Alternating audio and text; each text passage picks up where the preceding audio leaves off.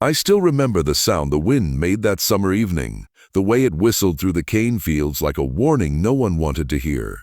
My name was Tobias, and back then, in the year 1860, I belonged to a man named Clement Delaney. They called his place the Delaney Plantation, a stretch of land on the Louisiana Delta, where the soil was rich and the air heavy with the scent of cotton, sweat, and fear. The house stood high on a small rise, white paint peeling from its boards, like an old man trying to hide his sickness beneath a fresh coat of dignity. From a distance, it looked like every other plantation house along the river, but those who worked its fields knew there was something wrong inside that house.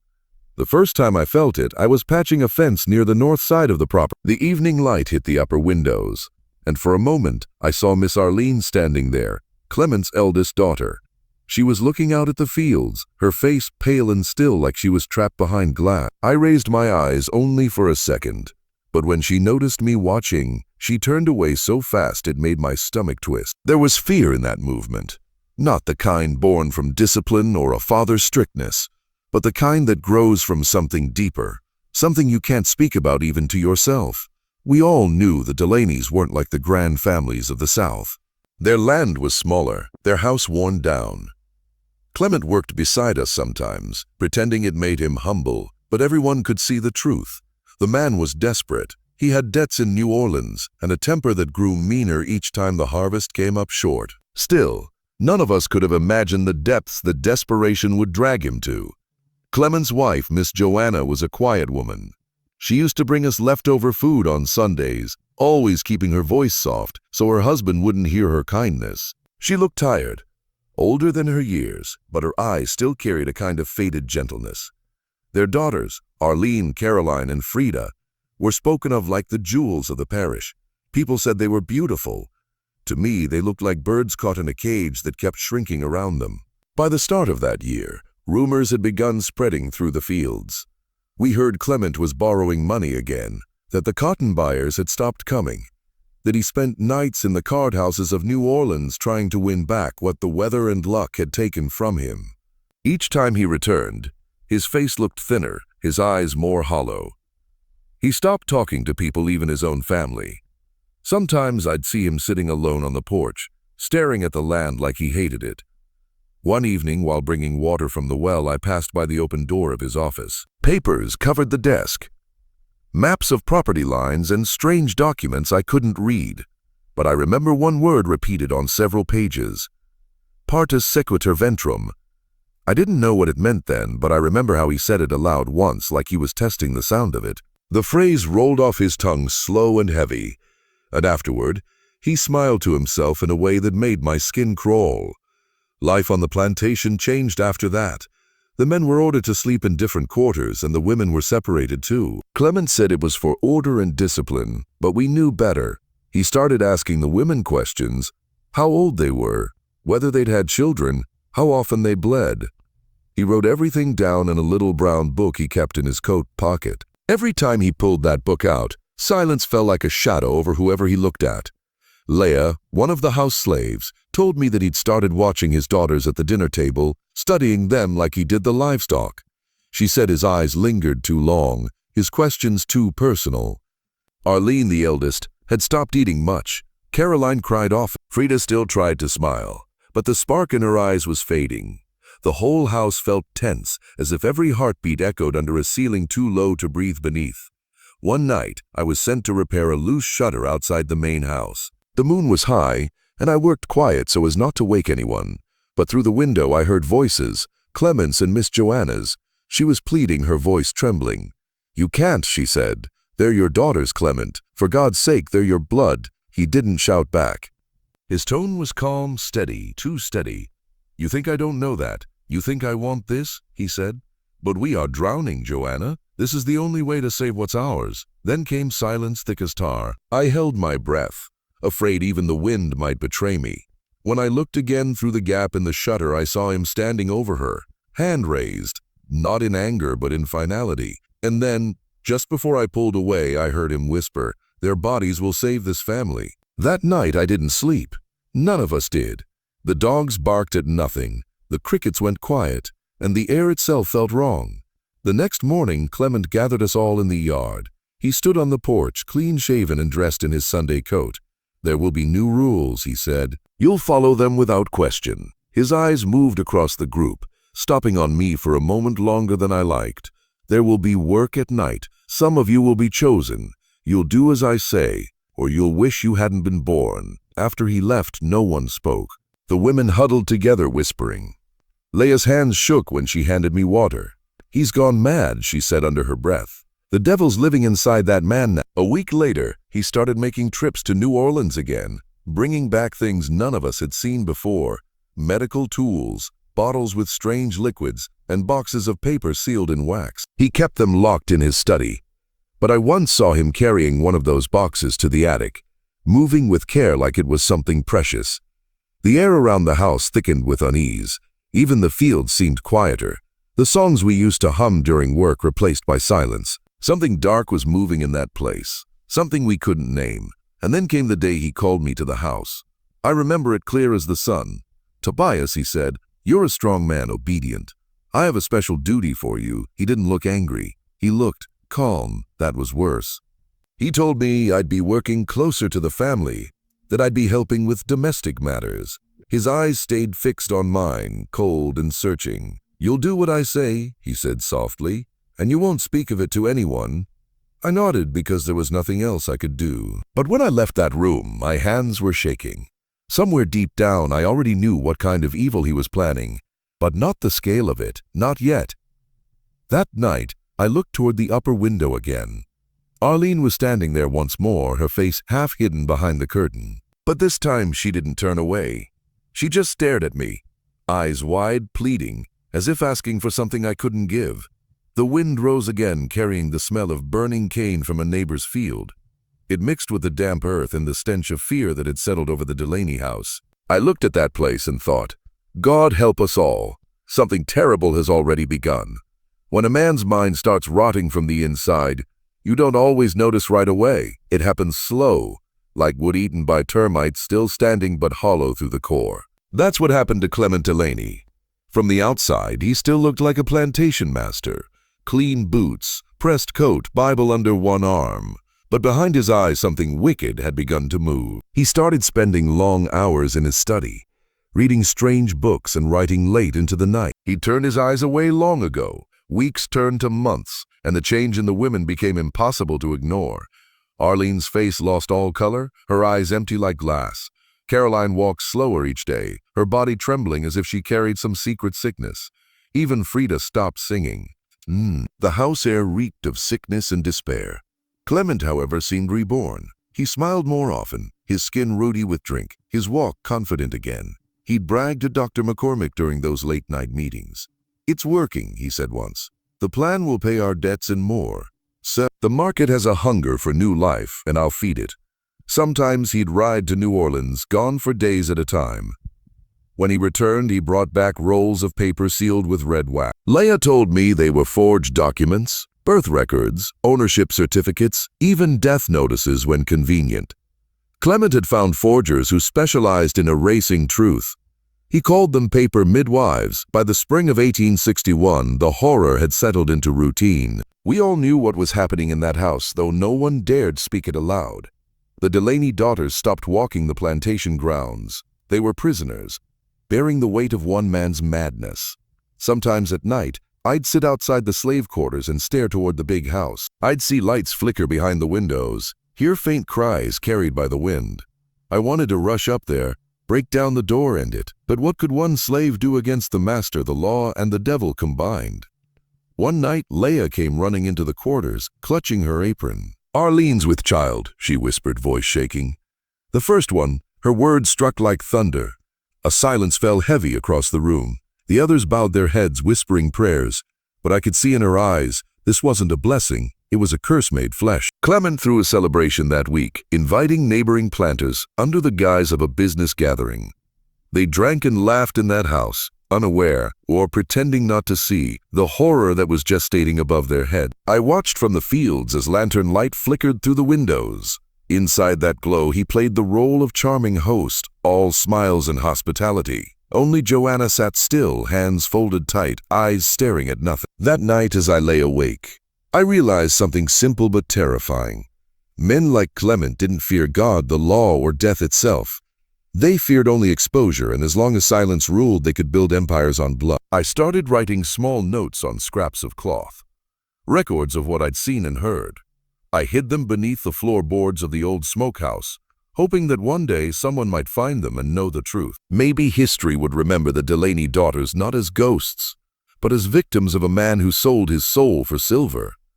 But even as I tried to cling to hope, the darkness kept deepening. By midsummer, 2 more women in the house showed signs of pregnancy. One was Caroline. The other, God help her, was Frida. She was just a child herself. That night the heavens broke open with rain, thunder rolling across the sky like the wrath of something ancient. But inside the house Clement laughed, a sound sharp enough to cut through the storm. And I thought to myself, if hell has an echo, it must sound just like that.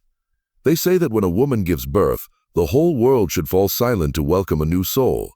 But in that house, the silence meant something else. Shame, fear, and a darkness no one dared name aloud. The night Arlene went into labor, thunder rolled again over the cane fields, same as when her father first sinned. It was as if the heavens were keeping count. I was outside the quarters, trying to fix the roof after the storm, when I heard a sound unlike any other, half scream, half prayer. The cry of a woman whose pain carried both life and death inside it. Leah came running toward me through the rain. "It's time," she gasped. "Clement's called for me. He says no one else is to enter that room but me." Her face was pale, her eyes full of dread. I wanted to grab her arm, tell her not to go, but what could I say? Defiance on that land was a death sentence. So I only nodded and she disappeared into the storm, her white apron vanishing like a ghost into the lightning. Hours passed. The fields were quiet except for the whispering of the wind through the cane. Every slave on the land knew what was happening in that house. Some prayed, others wept, but no one dared speak it aloud. When dawn broke, the door to the big house opened. Leah came out carrying a bundle wrapped in blood-stained linen. Her eyes were hollow. "It's a boy," she whispered. Then her voice broke. "He looks just like him."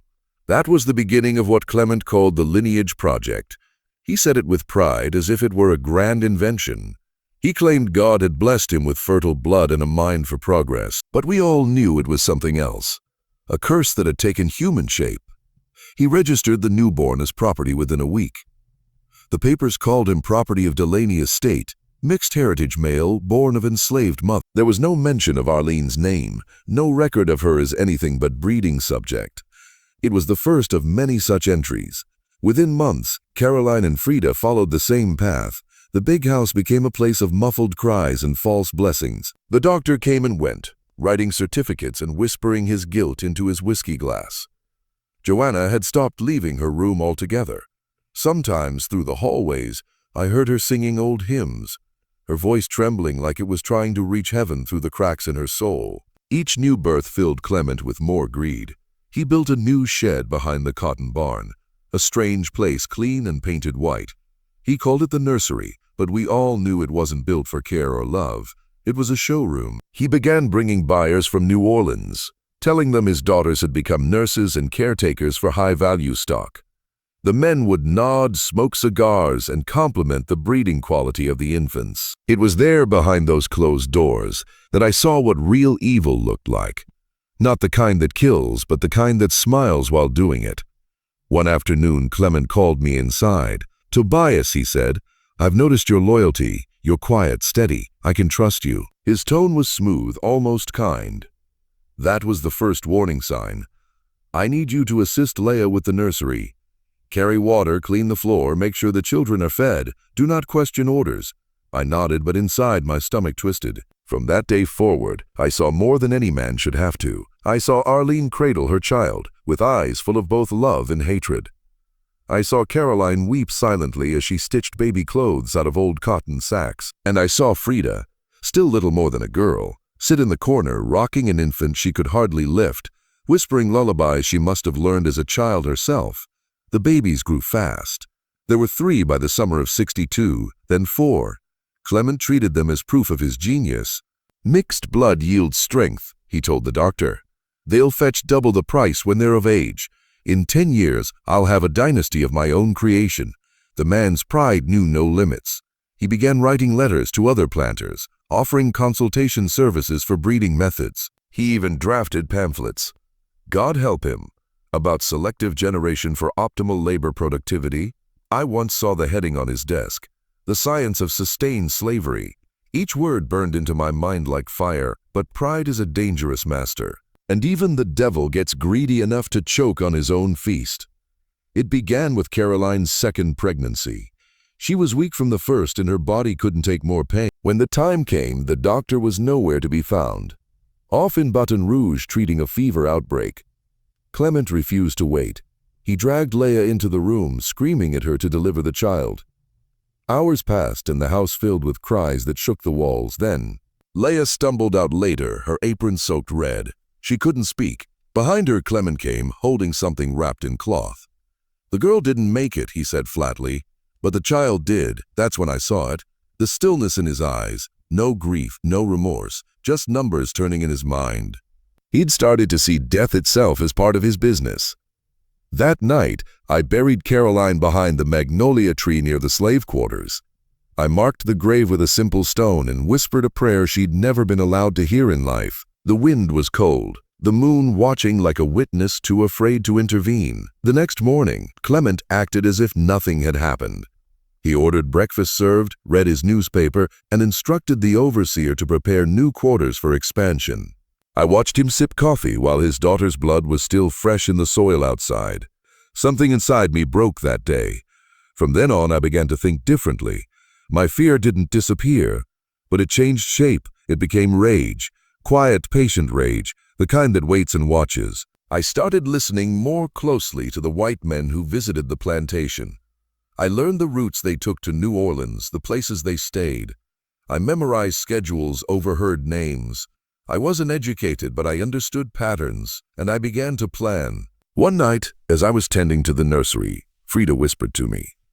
"Tobias," she said softly, "do you ever think about running?" I froze. She looked down at the baby in her arms. If I could get away, take him somewhere, maybe someone would believe what he's done. I wanted to tell her yes, that she could run, that she could find freedom beyond those trees. But I'd seen what happened to runaways. I'd heard the hounds and seen the scars left behind when they were caught. So I only said, if you run, run far, don't ever look back. That was the last conversation we ever had as two people still dreaming of hope. Because a week later, Frida vanished. Clement told everyone she'd fallen ill and been sent away for treatment. But the truth was whispered in the quarters. She'd tried to run, and he'd caught her. No one saw her again. I lay awake every night after that, hearing her voice in my head. The way she said run far, the way her eyes still held a spark, even in hell. It was then I knew I couldn't stay silent anymore. The births had become his prophet. The deaths had become his routine. But my words, my witness, would become his downfall. And though I was only one man bound by chains and fear, I swore that night I would find a way to make the world know what happened on the Delaney plantation. There are two kinds of records in this world, the ones men write to prove their greatness, and the ones they hide to bury their shame. On the Delaney plantation both existed side by side, in Clement's study, and I was about to discover them. It started one afternoon in 1862. The war had begun to creep through Louisiana like a fever. You could hear it in the distance, drums, gunfire, rumors carried by travelers and whispers from the fields. Talk of Lincoln, of freedom, of something new stirring in the air. But for us, that freedom still felt 1,000 miles away. Clement acted like none of it mattered. He said the Confederacy would hold strong, that the Northern sickness would die out soon enough. He still held his head high, walking through the plantation as if he was king of an unbroken world. But the cracks were showing. His crops were failing, his debts growing. The traders from New Orleans were becoming scarce, and his mind, already rotten, was slipping faster. One evening he called me to the main house. "Tobias," he said, voice calm but sharp, "I need these shipments documented before they go to Baton Rouge. Bring me the ledgers from the cellar." Now the cellar was a place few dared to enter. Cold, damp, filled with old barrels and crates. But that night, when I went down with my lantern, I saw something strange. A stack of small wooden boxes tucked behind the wine casks. They weren't marked for shipping, just carved initials. CD curiosity pulled me closer. Inside the first box were books, thin, leather-bound journals, written in Clement's hand. My lantern flickered, shadows crawling across the words like ghosts. Each page was a record of horror disguised as business, lists of names, dates, prices.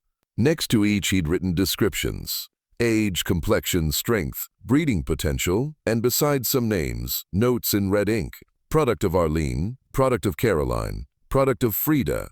My stomach twisted. I kept turning pages, hoping it would somehow make sense, that maybe this was something else. But then I found the letters, dozens of them sealed and unsent, addressed to men in Mississippi, Alabama, and even Virginia. In them, Clement bragged of his experiments. He called himself a pioneer in hereditary improvement, claiming that through selective breeding, he'd found a way to multiply labor through nature's own design. He signed them Clement Delaney, agricultural innovator, Louisiana, 1861.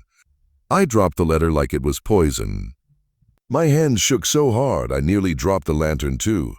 For a moment I just stood there, staring at those boxes full of blood-stained history. Then I heard footsteps above me, Clement's boots on the floorboards.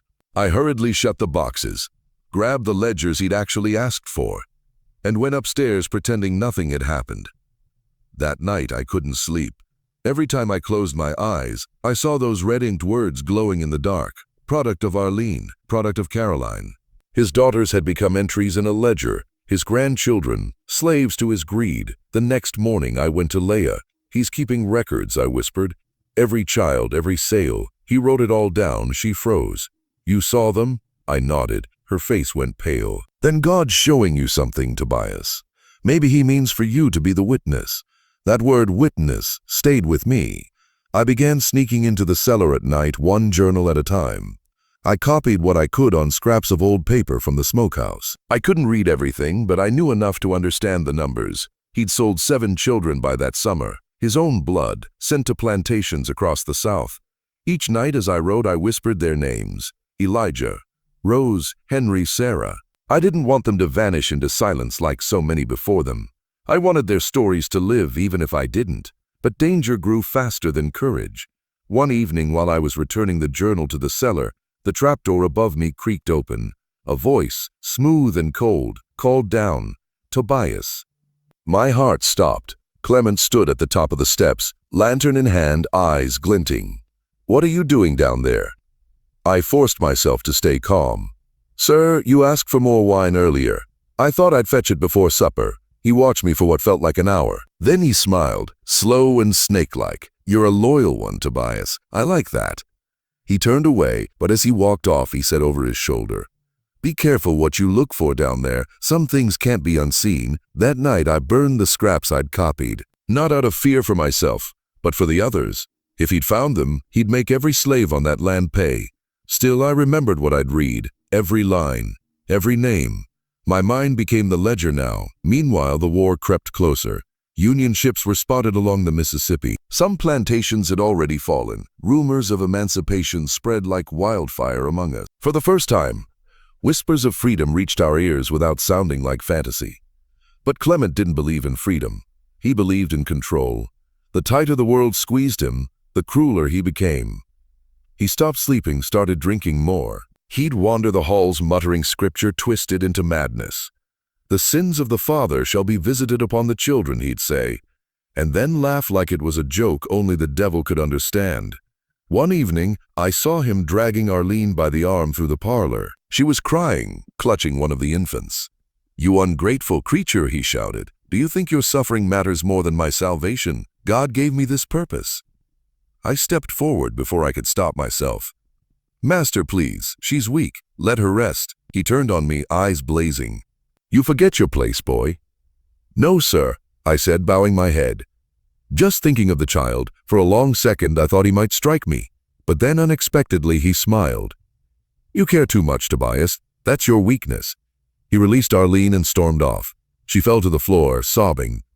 I knelt beside her. She looked up at me with eyes that were more shadow than life.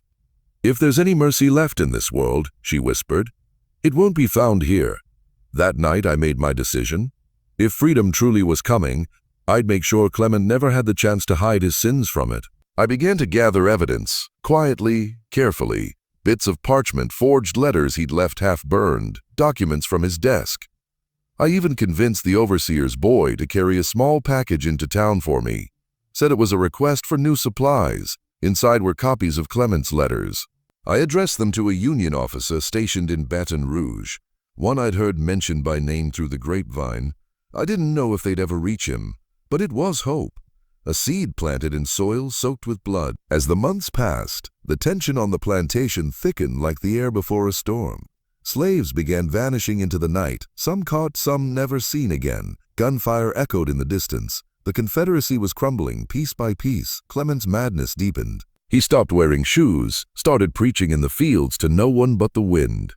"I have built something eternal," he'd scream. "They will remember me." He was right about one thing. The world would remember him, but not the way he wanted.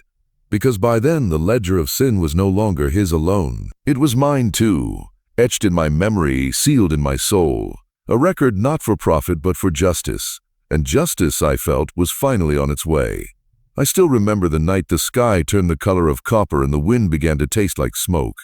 For weeks I had dreamed of that moment, though I hadn't known what shape it would take. Every whip scar on my back, every muffled cry from the women in the quarters, every order barked from Clement's porch had burned itself into my soul, until I knew that if fire ever came to Delaney Plantation, it would not be God's punishment, it would be ours. The summer of 1863 pressed on us like a fever. The air was thick with the smell of sweat and rotting cane, and even the cicadas seemed tired of singing. Arlene was heavy with child again, her body failing her more each day. Caroline moved slow and silent, haunted by ghosts only she could see. Joanna walked the house like a sleepwalker, whispering prayers that sounded more like confessions. I had stopped believing in prayer a long time ago, but I still listened, because hope, no matter how broken, was a sound worth keeping. That evening I met Joanna behind the smokehouse. She carried a lantern wrapped in cloth to hide its light. Her face looked carved from marble, all bone and will. "It's tonight," she said, her voice no louder than the chirp of a cricket. "He's gone to the tavern, he'll come back drunk. We end it before he wakes again." Her hands trembled when she passed me a small pouch of powder, ground phosphorus stolen from the barn. "Scatter it near the cotton store," she whispered. "Once the fire takes, it'll spread faster than breath." There were 4 of us that night. Me, Joanna, old Ben who'd lost 2 sons to Clement's lash, young Ruth who could run faster than any man on the fields, and Isaac, quiet and stone-faced, who had buried his wife without a word when Clement sold their baby. None of us spoke as we moved. The moon hid behind clouds, and the plantation slept under a blanket of false peace. I passed the slave quarters first. Leah sat by the doorway rocking Arlene's child, the one she had been allowed to keep for now. She looked up at me, eyes wide, and for a heartbeat I saw the reflection of what we were about to do. "Go inside," I told her. "Whatever happens tonight, stay with the children. When you hear shouting, don't wait, run to the swamp." She nodded once, understanding more than I could say. By midnight the air was humming. Crickets stopped. Dogs went silent. Even the river seemed to hold its breath. We moved like shadows through the fields. Isaac carried a torch wrapped in burlap, its glow leaked through the cloth in faint orange veins. We reached the cotton store, a broad, low building stacked with bales dry as tinder. I poured the phosphorus powder along the doorway, my fingers shaking. Joanna stood a few paces back, her white dress nearly invisible in the dark. "Do it," she said. When the torch touched the powder, it hissed like a living thing. A serpent of flame crawled up the wooden wall, then exploded outward, devouring everything it touched. The night filled with light, and suddenly the plantation was awake. Shouts, hooves, bells, chaos. The fire leapt from building to building, hungry, unstoppable. For a moment I froze, caught between terror and wonder. After all these years, it was strange to see the place that had owned my life finally burn. We scattered as planned. Ben ran toward the stables to free the horses. Ruth darted to the quarters, pulling children from beds. Joanna disappeared toward the big house. I followed her instinctively, afraid she'd face Clement alone. Flames licked the veranda, painting the windows with orange glare. Inside, I could see shadows moving, hers and another's. Clement had come home early. He stood in the hall, half drunk, half awake, his face a mask of disbelief. "What have you done?" he shouted. Joanna didn't answer. She held a pistol, one I'd seen hidden in her sewing chest. Her hands were steady now. "You took everything from me," she said. "From them, from all of us. It ends tonight." He laughed, a hoarse, broken sound. "You think you can kill me and walk away? Woman, this is my land. My blood, your blood," she said, "is the curse that keeps it damned." The next moment stretched into forever. I couldn't move. The heat from the burning porch seared my face. Then the pistol cracked, sharp and final. Clement staggered, clutching his chest, eyes wide with disbelief. He fell against the parlor table, knocking over a bottle of whiskey that burst into flames. In seconds, the curtains caught. Joanna dropped the gun, staring at him as if waiting for him to rise and shout again, but he didn't. I grabbed her arm. "We have to go." She didn't resist when I pulled her toward the door. Outside, the air was alive with embers. The fields were a sea of fire. Sparks rained from the roof like angry stars. Behind us, the great house groaned as timbers gave way. Somewhere inside, a mirror shattered, and the sound carried across the yard like breaking glass in a church. We ran toward the river path. The slaves who could move had already fled. Families stumbling through smoke, clutching children, coughing, crying. Ben rode past on a freed horse, shouting for others to follow. Ruth guided them with a torch, her face glowing fierce in the firelight. I saw Aline leaning on Leia's shoulder, clutching her baby tight. For the first time, there were no overseers, no whips, no orders, only movement, wild and desperate like birds escaping a storm. By dawn, the plantation was nothing but smoldering ruin. We gathered by the riverbank, the survivors, watching the smoke curl into the pale sky. Joanna stood apart, her dress blackened, her face streaked with soot. She looked neither proud nor sorry, only emptied. "It's done," she whispered. "He can't hurt them anymore." She didn't cry, none of us did. The fire had taken our tears with everything else. As the sun rose, the first light touched the ashes of Delaney Plantation. The fields, once so carefully ordered, were now open earth again, raw, scarred, and free. I thought of the generations who had bled here, the names carved into no stone, remembered only in whispers. Maybe the wind would carry those whispers now, far enough that someone, somewhere, would listen. We buried the pistol by the river, under a cypress root slick with morning dew. Joanna said a prayer over it, not for Clement, but for the dead who never had a prayer at all. Then she turned to me. "Take them north," she said. "You know the swamps better than anyone. There's a safe trail to Baton Rouge. Go before the soldiers come." I nodded. "What about you?" She smiled faintly. "I have to stay. Someone must face what's left." I didn't argue. Some people carry their own punishment heavier than chains. That was the last time I saw her. When we reached the next county 2 days later, I heard that a woman had been found near the ruins, alive but silent, refusing to speak her name. They said she spent the rest of her years tending to orphans in a churchyard outside New Orleans. I never went to see if it was her. Some ghosts are better left uncalled. Years passed. The war ended. Freedom came written on paper, but scars don't fade with ink. Still, whenever I walk by the river at dusk, I can smell the faint trace of smoke, and I remember that night when the air turned to fire and the world finally shifted. We didn't burn Delaney Plantation for vengeance alone. We burned it to be remembered. People say history forgets men like Clement Delaney. I don't believe that. I think the earth remembers. Every step across those fields is a reminder that greed and cruelty can be consumed by the same flames they kindle. And somewhere in the wind that moves through Louisiana cane, I can still hear Joanna's whisper, "It's done." Morning broke over the swamp like a secret too tired to keep. The smoke from Delaney Plantation still drifted across the horizon, a gray ghost that refused to vanish. We had been walking all night. Me, Ben, Ruth, Leia, Arlene with her newborn pressed against her chest, and 6 others who had managed to slip through the fire's confusion. The mud clung to our feet, the reeds whispered around us, and every snap of a twig made us flinch. Freedom, I learned that day, did not begin with joy. It began with fear. The swamp smelled of rot and life all at once, moss, stagnant water, and something sharp beneath it like iron. We followed a narrow deer trail that wound between cypress trunks. The trees rose tall and patient, their roots knotted like the hands of old men. Dragonflies hovered above puddles that reflected the first light of dawn. I kept the group close, speaking in low tones. The soldiers in Baton Rouge would see the smoke by midday. Someone would come looking. Whether for justice or vengeance, we couldn't yet tell. Arlene stumbled often, her strength nearly gone. I took the baby when she couldn't hold him anymore. He was small and silent, eyes half open, skin warm as embers. Every time I looked at him, I felt the weight of everything we'd done. Not regret, but the ache of a life that might now have a chance to start clean. Leia whispered songs to keep the children quiet. Old field hymns turned soft as breathing. Keep your eyes low, she told them. Don't look back. The fire's behind us now. By noon, the sun was high enough to turn the swamp into a mirror. The heat pressed against us, and our clothes stuck to our skin. Ben walked ahead with a branch for balance, testing the ground before each step. There's a trader's trail north, he said, pointing through a wall of reeds. Used to move sugar down river before the war. If we find it, we can reach the bayou road by nightfall. I trusted his memory more than any map. Ben had lived 50 years under Clement's rule. He knew every route, every hiding place carved out of the mud. We stopped once to drink from a clear pool. The water tasted like metal, but it cooled our tongues.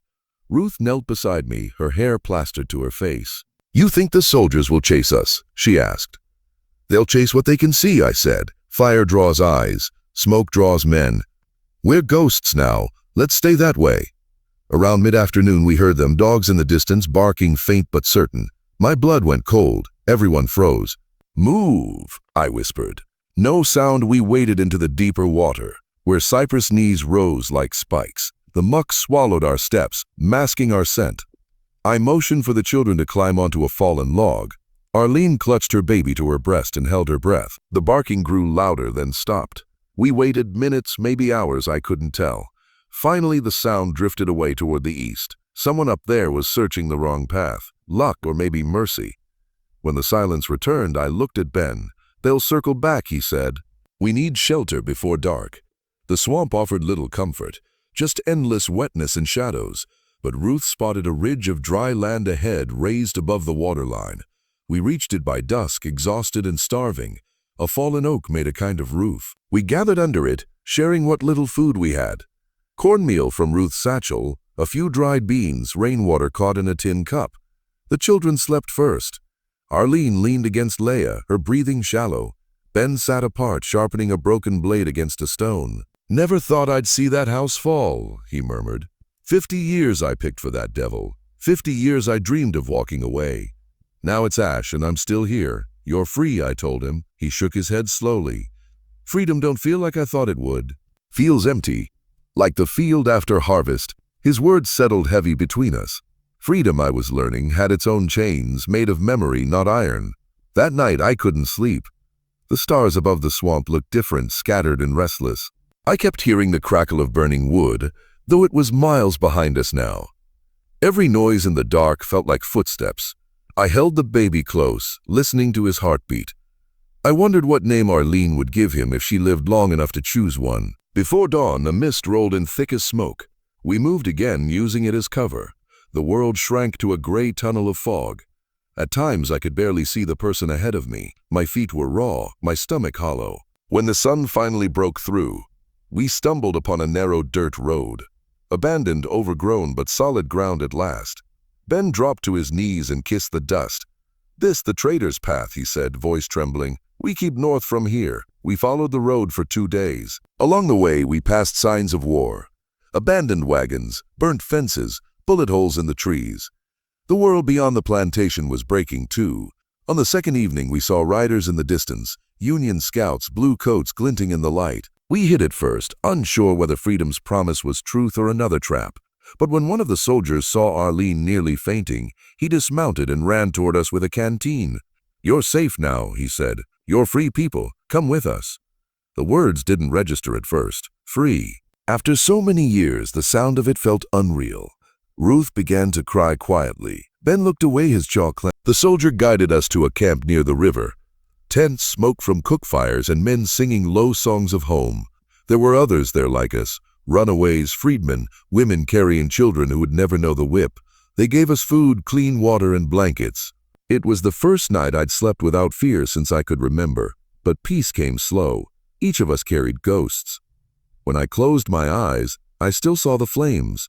I heard Joanna's pistol crack, saw Clement's face vanish into the fire. I wondered if she had lived. Sometimes I told myself she had, tending orphans, finding some way to pay her penance. Other nights I imagined her walking into the blaze unafraid. Either way, her choice had freed us all. Weeks passed. The soldiers moved east, and we followed, helping where we could.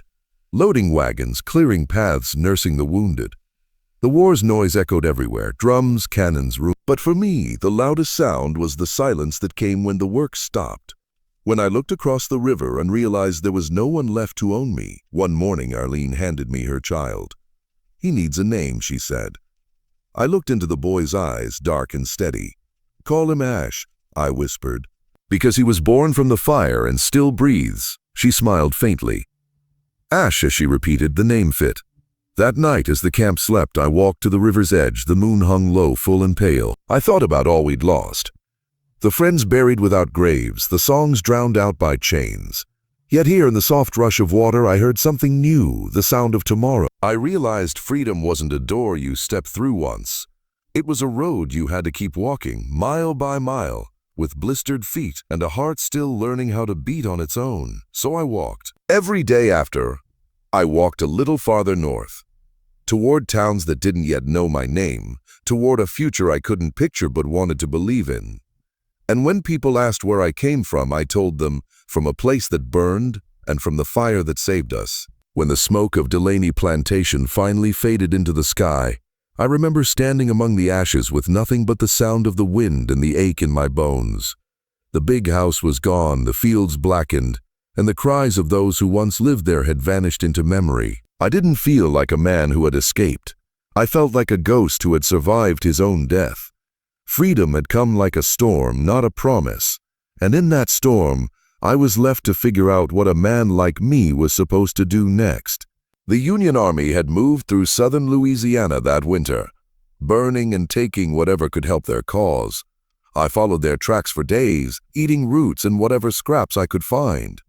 My clothes still smelled of smoke, my hands blistered from the heat of that final night. When I finally reached their camp near Baton Rouge, I could barely stand. A black soldier saw me collapse and lifted me onto a wagon. His name was Elijah Carter, a freedman who wore the Union blue with quiet pride. I still remember his words. "You're free now, brother. Ain't no chains on you no more." Free. The word sounded strange in my ears. For years, it had been a dream whispered in darkness, something that belonged to other people in faraway places. But now that I had it, freedom didn't feel like sunlight. It felt like cold air on open wounds. The army gave me food, shelter, and a place to rest, but no one could tell me what to do with the silence inside my head. Every time I closed my eyes, I saw Arlene's pale face, the girls crying, and the fire swallowing the house that had been both prison and home. In the refugee camp near Baton Rouge, hundreds of us gathered, men, women, and children who had fled plantations like mine. Some came with families. Others had no one left. The Union officers called us contrabands as if we were cargo instead of people. They gave us rations, but barely enough to survive. Still, there was a strange kind of hope in the air. For the first time, we could move without permission, speak without whispering, pray without fear. I saw old men lift their faces to the sky and cry for joy, and young boys stare at the soldiers with dreams of wearing that blue coat one day. Elijah told me I should join the army. "You got strength," he said. "Fight for the same freedom you bled for." But I wasn't ready. I carried too many ghosts with me. At night, when the campfires burned low, I could still hear Clement Delaney's voice in my head. The sound of control, the tone of a man who believed he owned everything he saw. Even dead, he seemed to follow me. The plantation might have burned, but the scars it left behind were carved deeper than any chain could reach. I started working in the camp's supply tents, moving crates, digging latrines, helping the nurses carry the wounded. The war had turned the South into a field of sorrow.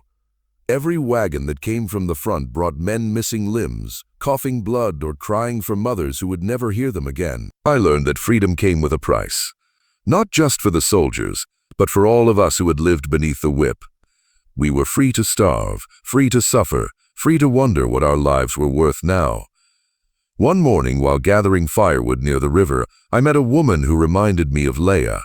Her name was Ruth, a field worker from a plantation near Natchez. She had escaped with her 2 children after her master was killed by Union soldiers. Her eyes were tired, but they carried something strong, something I hadn't seen in a long time. She asked me where I came from, and when I told her, she crossed herself and said, "Delaney, Lord have mercy." I heard stories about that place. I didn't correct her. I didn't tell her I was the man who had set it all on fire. Some truths are too heavy to carry in the open. As the months passed, I started to see how freedom changed people. Some became hopeful, learning to read, talking about finding land and starting schools. Others, like me, wandered in confusion, still chained to memories we couldn't escape. I often walked by the river at night, staring at my reflection in the black water. For years, I had been someone else's property. Now that I belonged to no one, I didn't know who I was supposed to be. One day, Elijah found me sitting by the campfire, carving a piece of wood with a dull knife. He looked at me for a while before saying, "You think freedom means peace, Tobias. It don't. It means you finally get to choose your fight." Those words stayed with me. Maybe I couldn't change the past, but I could decide what kind of man I'd be in the days ahead. When spring came, rumors spread that the Union Army was forming colored regiments. They promised steady pay, food, and a chance to prove our worth as men. I signed my name, or rather marked it with an X, on a piece of paper that made me Private Tobias Green of the 1st Louisiana Native Guard. The uniform didn't fit right, and the boots blistered my feet. But when I saw myself in the mirror for the first time, I felt something I hadn't in years: dignity. The rifle they handed me was heavy, but it wasn't as heavy as the chains I used to wear. Training was brutal. The officers shouted, the drills never ended, and the days stretched long under the southern sun. But every command, every march, every ache in my muscles reminded me that I was building something inside myself, a man who could stand tall without fear. The war still raged, and we knew the South wouldn't surrender easily. But for us, every battle wasn't just for a country. It was for the right to be human. I carried memories of Delaney Plantation with me through every mile of marching. I thought about Arlene and her sisters, about Joanna, about the faces that haunted the dark corners of my mind. Sometimes I imagined them free, walking through green fields somewhere far from Louisiana. Other times I saw only fire and ash.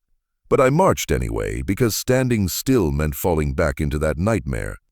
When our regiment finally saw combat near Port Hudson, the air was thick with smoke and fear. Bullets whistled through the trees, and the ground shook with cannon fire. I remember diving behind a log, my heart hammering so hard I thought it would break my ribs. Then I saw Elijah running ahead, his rifle raised, shouting, "For freedom!" I followed him. For the first time in my life, I wasn't running from something.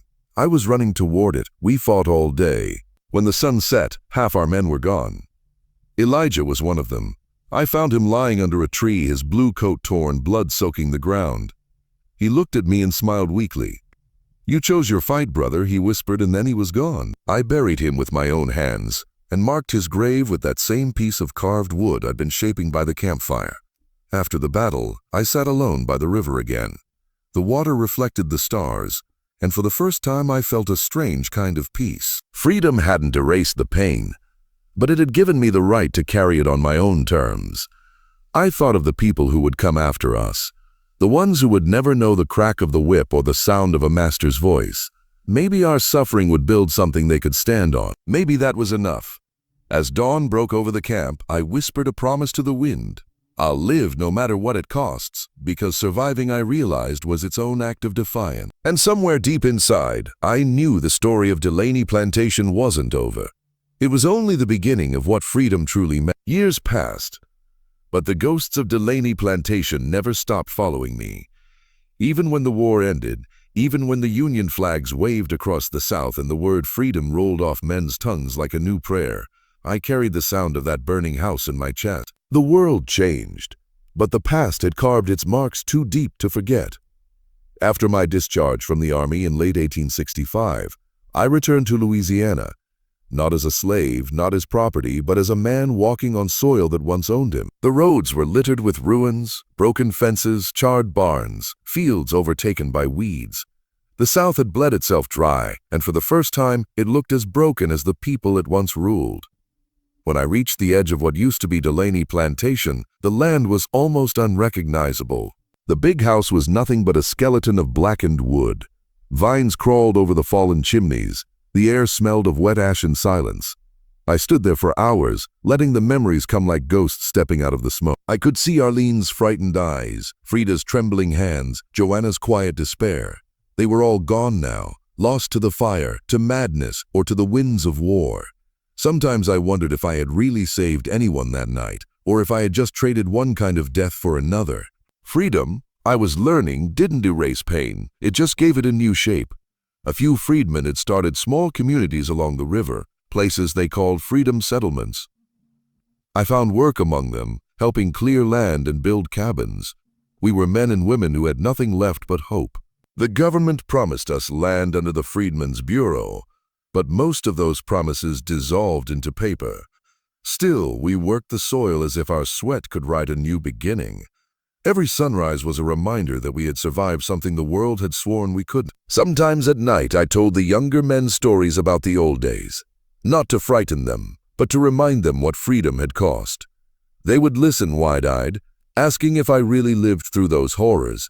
I'd nod, my voice steady but my hands shaking. I wanted them to understand that history wasn't just something written in books. It was alive in our blood, in our scars, in the way we flinched at certain sounds or went quiet at the mention of a master's name. One evening while fixing a roof near the river, I met a woman named Clara. She was a teacher from the North, sent by an abolitionist society to start a small school for freed children. She had fiery red hair and a way of speaking that made people listen. She believed knowledge could heal what chains had broken. I didn't know much about letters or numbers, but I helped her build the schoolhouse, a one-room cabin with a dirt floor and a cross nailed above the door. Watching children trace their names in chalk for the first time did something to me. It felt like the land itself was learning to breathe again. Clara and I grew close. She asked me once about my past, and for the first time I told the story of Delaney Plantation out loud. My voice cracked halfway through, but she didn't look away. When I finished, she said softly, "You've carried too much alone." Maybe telling it is the start of setting it down. Those words stayed with me. That night I couldn't sleep. I walked back to the old plantation ruins and sat by what used to be the big house. The moonlight washed over the charred ground, and for a moment I thought I saw figures in the shadows.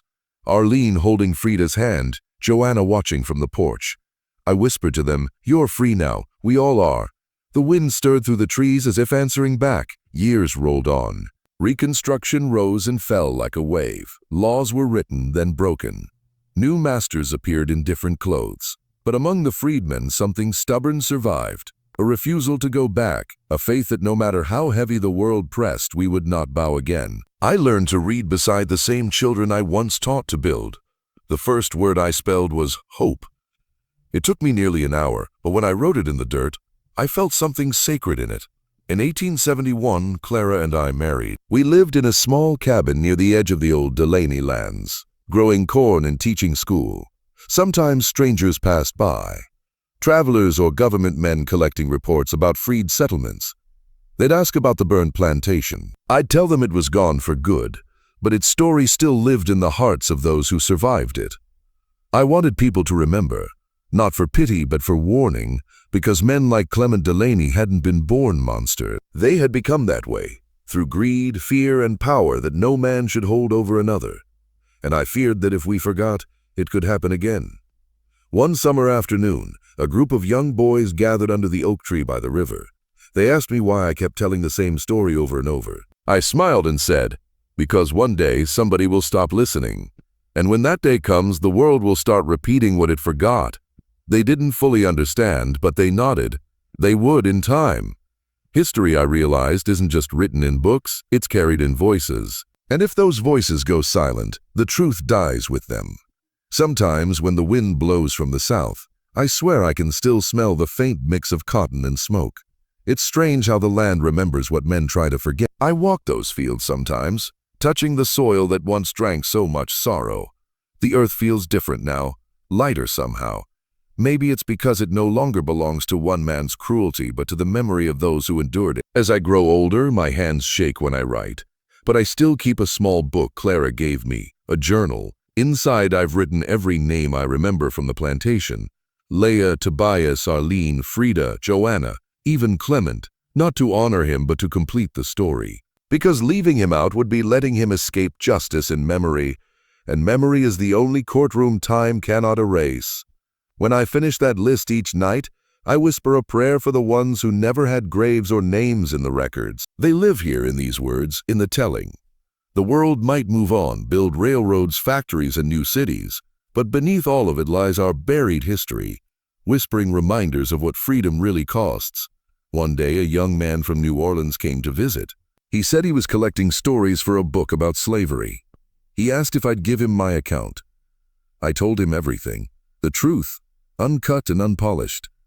When he left, he said, "Your story will wake people up." I smiled sadly. "Then I've done my part," I told him, because I knew I wouldn't live forever, but stories, they can outlive even the cruelest men. Now when the sun sets behind the river and the cicadas start to sing, I sit on my porch and close my eyes. I see their faces again, not in pain this time, but in peace. I imagine Arlene laughing, Frida running through wildflowers, Joanna resting at last.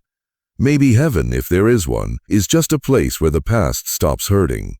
I take a deep breath and look out over the land that once enslaved me. It's quiet now, peaceful. The wind moves through the cane fields like a soft song, and I whisper to it, "We made it," because even if the world never remembers our names, the soil does. The soil remembers every step, every tear, every drop of blood, and that is enough. So if you're listening to this now, remember our story. Tell it again when I'm gone. Tell it so no one ever forgets what was done and what was overcome, because history isn't just behind us, it lives with us, waiting for the next voice brave enough to speak. And if this story moved you even a little, do one thing for me. Subscribe to the channel, leave a comment telling me where you're watching from, and share this video so more people can hear the voices history tried to bury, because remembering is its own kind of freedom.